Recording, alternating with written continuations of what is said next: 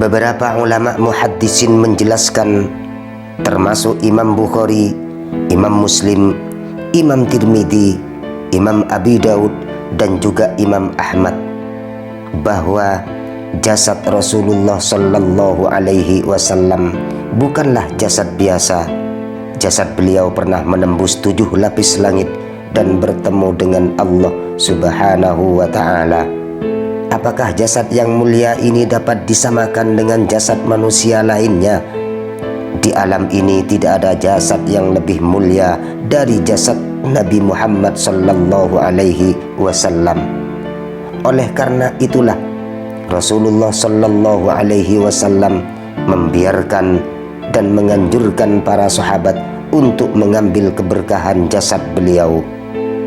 Ketika Rasulullah Sallallahu Alaihi Wasallam potong rambut, beliau membagi-bagikan rambutnya kepada para sahabat. Anas bin Malik radhiyallahu anhu menyebutkan bahwa pada saat umroh, setelah menyembelih kurban, Rasulullah Sallallahu Alaihi Wasallam memerintahkan tukang cukur untuk mencukur rambut kepala beliau bagian kanan. Setelah itu bagian kiri. Nabi Muhammad Sallallahu Alaihi Wasallam kemudian membagi-bagikan potongan rambut tersebut kepada para sahabat.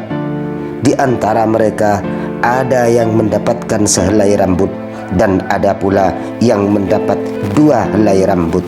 Sejarah menceritakan dalam pertempuran Yarmouk, Panglima Besar Islam Khalid bin Walid kehilangan peci yang biasa ia kenakan. Beliau kemudian memerintahkan laskar-laskar Islam untuk mencarinya hingga ketemu.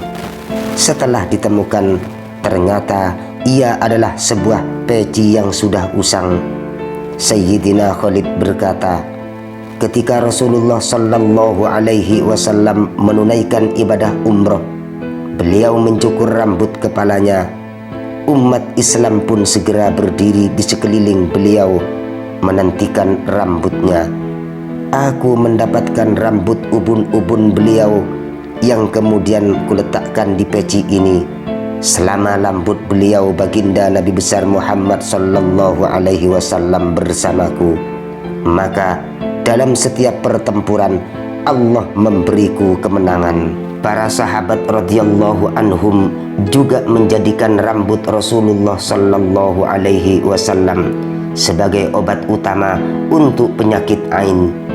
Seorang sahabat yang bernama Utsman bin Abdullah bin Muhib datang membawa segelas air menemui Ummu Salamah radhiyallahu anha, istri Nabi besar Muhammad Sallallahu Alaihi Wasallam.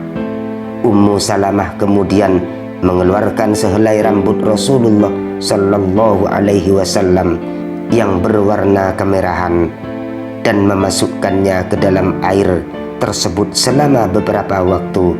Setelah itu air tersebut segera diminumkan kepada seseorang yang terkena penyakit ain atau penyakit lainnya. Sungguh sangatlah menakjubkan, keberkahan rambut Rasulullah Sallallahu Alaihi Wasallam ini tidak berhenti dengan wafatnya beliau. Terbukti Ummu Salamah, istri beliau, menjadikannya sebagai obat berbagai penyakit. Di samping itu, Khalid bin Walid, seorang sahabat besar, juga menyatakan bahwa rambut beliau baginda Nabi besar Muhammad Sallallahu Alaihi Wasallam membawa keberkahan dalam berbagai pertempuran yang ia hadapi. Beliau pun baginda Nabi besar Muhammad Sallallahu Alaihi Wasallam bersabda, "Man zarani ba'da mauti faka'annama zarani fi hayati."